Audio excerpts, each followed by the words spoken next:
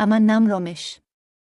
একজন মহিলার শরীর নিয়ে খেলা করা আমার পক্ষে কঠিন কাজ ছিল না, কিন্তু ভাগ্যের কারণে আমি অনেক অন্যায় করেও অনেক সুবিধা পেয়েছি। আমার স্ত্রী খুব বুদ্ধিমতী ও সংস্কৃতিমনা ছিলেন এবং আমায় অনেক ভালোবাসতেন। তিনি ধনী পরিবারের হলেও আমি মধ্যবিত্ত পরিবারের সদস্য। আমি দেখতে বেশ স্মার্ট ছিলাম এবং ৩-৫ বছর বয়সে আমাকে আরও কম বয়সী দেখাত। নিজেকে অনেক সম্মান দিয়েছিলাম এবং ফিট থাকতাম। আমি একটি প্রাইভেট স্কুলের প্রিন্সিপাল ছিলাম, যেখানে ছেলে মেয়ে উভয়ের জন্য পড়াশোনার ব্যবস্থা ছিল। স্কুলটি হাই স্কুল পর্যন্ত পড়াত এবং আমাদের শহরের মেয়েরা অনেক দূরদূরান্ত থেকে আমাদের স্কুলে পড়তে আসত। কারণ এটি আগে আমার শ্বশুর বাড়ির ছিল এবং বেশ পুরনো ছিল। আমি ১৫ বছর বয়স থেকেই খুব রঙিন প্রকৃতির ছিলাম এবং ২-০ বছর বয়সে আমার বিয়ে হয়। সেই সময়েও আমি স্কুলের শিক্ষকদের সহ্য করতে পারিনি। একদিন এক সুন্দরী মহিলা এসে বললেন, স্যার, আমি গরিব। আমার ছেলেকে আপনার স্কুলে ভর্তি করে দিন। রমেশ বুদ্ধিমান মানুষ ছিলেন এবং তিনি একদিন এক মহিলার সঙ্গে দেখা করেন যিনি তার ছেলেকে শিক্ষিত করতে চেয়েছিলেন। মহিলাটি অনেক প্রত্যাশা নিয়ে তার কাছে এসেছিল। রমেশ তাকে প্রতিশ্রুতি দিলেন যে তার ছেলে বিনামূল্যে পড়াশোনা করতে পারবে, তবে বিনিময়ে তাকে রমেশের সঙ্গে এক রাত কাটাতে হবে। বাধ্য হয়ে মহিলাটি রাজি হয়েছিল। রমেশ সেদিন বাসায় গিয়ে অবাক হয়ে দেখেন যে তার স্ত্রী তাকে প্রতারণা করছে। তার স্ত্রীর সঙ্গে একটি ছেলেকে দেখে তিনি হতবাক হন। এরপর রমেশকে একটি মেয়ে তার অফিসে দেখা করতে চেয়েছিল। তিনি ইচ্ছাকৃতভাবে তাকে অপেক্ষা করিয়ে রেখেছিলেন যাতে সে ক্লান্ত হয়ে চলে যায়। কিন্তু মেয়েটি অপেক্ষা করতে থাকে। শেষে অফিসের দরজায় মেয়েটি এবং আয়া তর্ক শুরু করে এবং রমেশ তা উপভোগ করেন। কিছুক্ষণ পর আমি আমার পরিবারের অন্য সদস্যদের আওয়াজ শুনতে পেলাম, তখন হঠাৎ মেয়েটিকে থামাতে হল। স্নেহা মেয়েটি ঝাঁপিয়ে উঠে অফিসের দরজা খুলতেই আমি রেগে গিয়েছিলাম। আয়া আমাকে বাইরে দেখে স্নেহাকে নিয়ে চলে এলো এবং কান্নায় ভেঙে পড়ল। বলল, স্যার, একবার আমার কথা শুনুন। আমি স্নেহাকে নিয়ে অফিসে ঢুকে দরজা বন্ধ করলাম। স্নেহা আরও বেশি কান্না করছিল এবং তার চোখ, নাক, গাল লাল হয়ে গিয়েছিল। আমি তার হাত ধরে কাছে টেনে নিলাম। বন্ধুরা, আমার গল্পগুলো তোমরা শুনো কিন্তু সাবস্ক্রাইব করো না। দয়া করে গল্পগুলো ভালো লাগলে চ্যানেলটি সাবস্ক্রাইব করো। আর তোমরা যারা হিন্দি ভয়েস এ গল্প শুনতে চাইছ, তাদের জন্য এই ভিডিও ডিসক্রিপশন এ চ্যানেল এর লিঙ্ক দেয়া আছে, দেখে আসতে পারো। সে আমাকে জড়িয়ে ধরে জোরে কাঁদতে লাগল। আমি নার্ভাস হয়ে পড়লাম, কারণ মেয়েদের কান্না একদমই সহ্য করতে পারতাম না। স্নেহার কান্না দেখে বিভ্রান্ত বোধ করছিলাম। তাই রাগান্বিত হয়ে বললাম, এই অহেতুক কান্না বন্ধ করো। তুমি কি আমার খ্যাতি নষ্ট করতে চাও? অশ্রুসজল চোখে স্নেহা আমার দিকে তাকিয়ে বলল, তুমি আমার কান্নাকে অপ্রয়োজনীয় ভাবছ। তুমি শুধু তোমার সম্মান নিয়ে চিন্তিত। কিন্তু আমার সম্মান নিয়ে? তুমি আমাকে উপেক্ষা করছ, আমার মেসেজ আর কলের কোনো উত্তর দাওনি। গতকাল থেকে আমি তোমার সঙ্গে যোগাযোগ করার চেষ্টা করছি, কিন্তু তুমি কোনো সাড়া দাওনি। তুমি কি জানো, আমার বাবা মা যদি জানতে পারেন তাহলে কি হবে? তারা আমাকে বিয়ে করিয়ে দেবে। তুমি শুধু তোমার সম্মান নিয়ে চিন্তা করছ। কিন্তু আমার সম্মানের কোনো গুরুত্ব নেই? তোমার সম্মানের কথা ভেবে তুমি আমার কলের উত্তর দিতে পারতে। তোমার চিন্তা ছিল না যখন তুমি আমার সঙ্গে অন্যায় করেছিলে। এখন শুধু তোমার সুনাম নিয়ে চিন্তা করছ। আমি রেগে গিয়ে বললাম, তুমিও তো নিষ্পাপ নও। আমি যদি তোমাকে ব্যবহার করি, তুমিও কিছু পেয়েছ। তোমার কথা কেন আমার ভাবা উচিত? তুমি যা চেয়েছিলে তা হয়েছে, স্নেহা বলল। আমার স্কুল ফি নিয়ে বাবা মা খুবই চিন্তিত ছিলেন। তাদের পক্ষে ফি দেওয়া কঠিন ছিল, তাই আমি স্কুল ছাড়তে চাইনি। তুমি বলেছিলে আমাকে খুশি করলে সব ফি মওকুফ করবে এবং তাতে আমি রাজি ছিলাম। এখন তুমি বলছ সব দোষ আমার? তখন তুমি আমার প্রশংসা করেছিলে, বলেছিলে আমার মতো মেধাবী মেয়ে তোমার স্কুলে দরকার। তুমি বলেছিলে আমি যদি স্কুল ছেড়ে যাই তাহলে তোমার জন্য ক্ষতি হবে। তুমি আমাকে বিশেষ মর্যাদা দিয়েছিলে, আর আমি তোমার বিশ্বাসে মুগ্ধ হয়ে সব করেছি। তুমি বলেছিলে আমার পরিবারের সঙ্গেও কথা বলবে, তাদের রাজি করাবে, এমনকি তোমার ভালোবাসার কারণে তাদের ইচ্ছার বিরুদ্ধে বিয়েও করবে। আমি তোমাকে বিশ্বাস করেছিলাম। এখন তুমি বলছ সব দোষ আমার? তুমি কি বুঝতে পারছ আমি কত বড় সমস্যায় পড়েছি? আমি জানি আপনি আমাকে বিশ্বাস করেন না, তাই প্রমাণ আনতে হয়েছে। স্নেহা একটি রিপোর্ট সামনে ধরে দেখাল, যেখানে প্রমাণ ছিল সে গর্ভবতী। সে আবার কাঁদতে শুরু করল। স্কুলের প্রিন্সিপালের বাচ্চা, আপনি আমাকে এত বড় কষ্টে ফেলেছেন। হতভম্ব হয়ে আমি বললাম, আমি কেন থাকব? তুমি তো অনেক ছেলের সাথে ফ্লার্ট করেছ। স্নেহা অবাক হয়ে অনেকক্ষণ আমার দিকে তাকিয়ে রইল। তারপর কাঁদতে কাঁদতে বলল, এই শিশুটি তোমারই। তুমি আমাকে প্রেমের জালে ফাঁসিয়েছিলে। আমি তো একজন কুমারী ছিলাম। আমি কখনো অন্য কারো সাথে সম্পর্ক করিনি। তুমি আমার কুমারিত্ব নিয়েছ, আর এখন মিথ্যা অভিযোগ করছ। তোমার ফি দিতে না পারার কারণেই বাধ্য হয়েছিলাম। কিন্তু তুমি আমাকে মিথ্যা অভিযোগ দিয়ে দমানোর চেষ্টা করছ। আমি তোমাকে আদালতে টেনে নিয়ে যাব। তুমি নারীর শক্তিকে অবমূল্যায়ন করছ।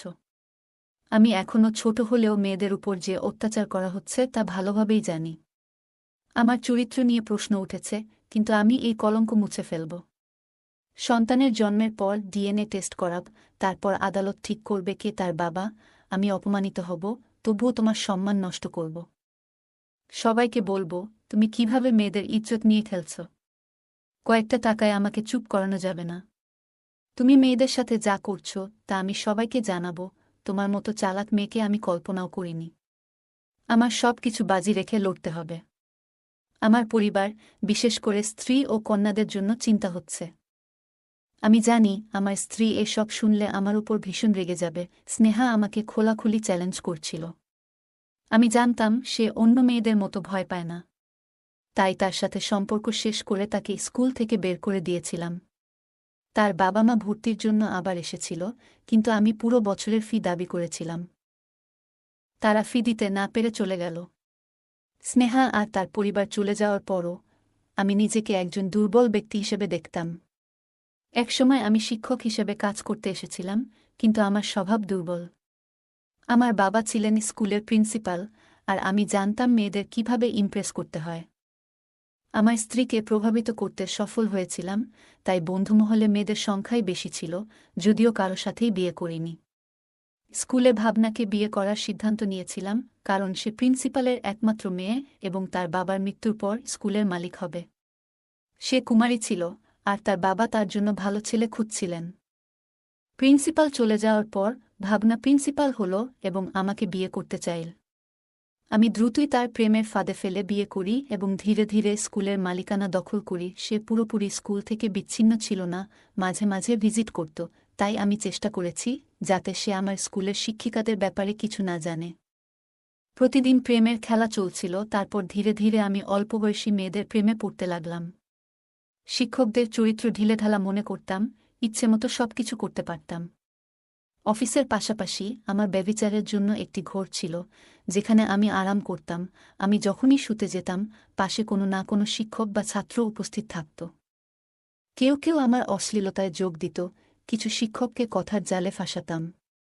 কিছু নিষ্পাপ মেয়ে বাধ্য হয়ে আমার ঘরের সৌন্দর্য বাড়াত, কিছু প্রতারিত হতো, ভেবে যে আমি বিয়ে করব। প্রতিশ্রুতির কারণে তারা আমার ইচ্ছানুযায়ী সবকিছু করত, যা হয়তো কখনো ভাবেনি। একজন মেয়েটি স্নেহা প্রথমে আমাকে চ্যালেঞ্জ মনে করত। 6 বছর বয়সী, খুব সুন্দর, জানি না কেন সে আমার কাছে আকৃষ্ট ছিল। তার সিরিয়াস ছিল। মাঝে মাঝে স্কুল ছুটির পরে কিছু মেয়ের অতিরিক্ত ক্লাস হতো। স্নেহা স্কুলের শিক্ষকদের প্রিয় ছিল কারণ সে খুব মেধাবী ছিল। আমি তাকে স্মার্ট মনে করতাম। একদিন সে ফি মওকুফের জন্য আমার কাছে এলে আমি তাকে আমার চিন্তায় নিয়ে যাই। পরের বার তার প্রশংসা করে তাকে আমার প্রেমে ফেলি। আমি তাকে মিথ্যা প্রতিশ্রুতি দিয়ে বলেছিলাম যে আমি তাকে পছন্দ করি, তারপর ছোট ছোট কাজের জন্য বলতাম। স্নেহা আমাকে অফিসে ডাকত। আমি তার বিশ্বাস অর্জনের জন্য ক্লাস টিচারকে বলেছিলাম তার মার্কস অনেক বেড়েছে। সে বারবার আমার অফিসে আসত এবং মনিটর হওয়ার কারণে আমাদের ওপর কারো সন্দেহ হতো না। আমি তাকে সাবলীল কথাবার্তায় মুগ্ধ করতাম, যাতে সে কাউকে কিছু না বলে। সে এতটাই বিষণ্ণ ছিল যে চাইলেও আমার কথা বলতে পারত না। কিছুদিন পর সে আমার হৃদয় ছেড়ে চলে যায়, যদিও এর আগে আমার সাথে এমন হয়নি। মেয়েরা ইচ্ছায় বা অনিচ্ছায় এলে আমি এত সহজে আমার হৃদয় থেকে বের হব না। রমেশ প্রায়ই মেয়েদের তার রুমে ডেকে এনে তাদের সাথে তার লালসা মেটাত এবং মুখ বন্ধ রাখার জন্য টাকা দিত। এতে মেয়েরা খুশি মনে আসত। কিন্তু স্নেহা ছিল আলাদা। সে স্পষ্ট করে বলেছিল যে আমাকে বিয়ে করবে। যদিও আমি বিয়ের চিন্তা থেকে পালাতাম, আমার স্ত্রী ভাবনা ছিল সোনার পাখি, যিনি আমাকে স্কুলের অধ্যক্ষ বানিয়েছিলেন। ভাবনাকে ডিভোর্স দিলে আমি স্বাধীন জীবনযাপন করতে পারতাম, কিন্তু আমার যমজ কন্যার জন্মের পর আমি তাকে মেয়েদের দেখাশোনার জন্য রেখে দিয়েছিলাম এবং স্কুলের সব ব্যবস্থাপনা দেখতাম। যমজ সন্তানদের লালন পালন তার জন্য কঠিন ছিল এবং স্কুলেও মনোযোগ দিলে সমস্যা হতো। কিন্তু স্নেহার ব্যাপারটা আমার জন্য সমস্যা হয়ে দাঁড়িয়েছিল। আমার বুদ্ধিমত্তা দিয়ে আমি সব সমস্যার সমাধান করতাম, তাই স্নেহার ব্যাপারটাও সমাধান করতে চেয়েছিলাম। আমি স্নেহাকে বললাম, স্নেহা, আমি তোমাকে বিয়ে করতে পারছি না। তুমি আমাকে, স্কুলকে এবং টাকাকে অপমান করে কিছুই পাবে না। সবকিছু আমার স্ত্রীর নামে আছে। আমরা গোপনে কোর্ট ম্যারেজ করতে পারি, না হলে তুমি এমন একজনের সাথে থাকতে চাও যার পকেটে 1 টাকাও নেই। স্নেহা আমার সামনে সোফায় বসল। আমি বললাম, আমি স্কুলের প্রিন্সিপাল। কিন্তু বাস্তবে কিছুই না, শুধু ধনী মানুষ। আমার স্ত্রী প্রিন্সিপাল হতে বলেছে। তুমি যদি প্রিন্সিপাল হও তাহলে আমার এখানে বসার দরকার নেই। তুমি তোমার বাবা মাকে বিয়ের জন্য বলো। তোমার বাবা মা গরিব হলেও তারা তোমাকে সুযোগ দেবে। তুমি পড়াতে পারবে, আরও পড়াশোনা করতে পারবে, যদিও তোমার বাবা মা গ্রামের মানুষ। তোমার বাবা মা তোমাকে তাড়াতাড়ি বিয়ে দিতে চাইলে তাদের ইচ্ছা অনুযায়ী বিয়ে করো। বিয়ের পর সুখী হবে এবং এই সমস্যা থেকে মুক্তি পাবে। আমি তোমাকে একজন ভালো গাইনোকোলজিস্টের কাছে নিয়ে যাব, তুমি গর্ভপাত করাতে পারো। সে কিছুক্ষণ চুপ করে রইল, তারপর বলল, আমি স্বাধীন হতে চাই। গ্রামের রিলেশন এসেছে, ওখানে বিয়ে করব। এটা আমার জন্য ভালো হবে। আমি প্র্যাকটিক্যাল হয়ে ভাবলাম, আমার হাতে স্কুল থেকে কোনো আয় নেই, তাকে সুন্দর জীবন দিতে পারব না। তাই তার বোঝাপড়া দেখে তাকে সাহায্য করতে রাজি হলাম। তাকে বললাম, আমি এখন 1-2 ঘন্টার জন্য তোমাকে ডাক্তারের কাছে নিয়ে যাব, তারপর তুমি এই বিষয়টি ছেড়ে দেবে। সে রাজি হল। আমি এক বন্ধুর মাধ্যমে স্নেহার প্রস্রাবের রিপোর্ট পেলাম এবং তাকে বললাম কাউকে কিছু না বলতে। স্নেহাকে ডাক্তারের কাছে নিয়ে যাই। ডাক্তার বললেন, এটি সাধারণ ঘটনা নয় এবং গর্ভপাত করাতে ঝুঁকি ছিল। অনেক মেয়েকে এখানে নিয়ে এসেছি, কিন্তু স্নেহার ক্ষেত্রে সমস্যা হচ্ছিল। শেষ মুহূর্তে স্নেহার স্বাস্থ্য অবনতি হল এবং সে মারা গেল। ডাক্তারের সমস্যা হওয়ার সম্ভাবনা ছিল, তাই তাকে মোটা অঙ্কের টাকা দিয়ে চুপ করানো হল। স্নেহার মৃতদেহ নিখোঁজ হওয়ার খবর মিডিয়ায় আসে এবং পরে তার মৃতদেহ অরণ্যে পাওয়া যায়। পুলিশ লাশ উদ্ধার করে, কিন্তু আসল অপরাধী অজানা রয়ে গেল। স্নেহার পরিবারের কান্নাকাটি থামল এবং আমি স্বস্তির নিঃশ্বাস ফেললাম। এরপর আমি আবার আমার পুরনো পথে ফিরে এলাম। এই সময় একটি মহিলাকে পেলাম যার টাকার লোভ ছিল না। সে আমাকে বিনামূল্যে শরীর দিয়েছে এবং বিয়ে করতে চায়নি।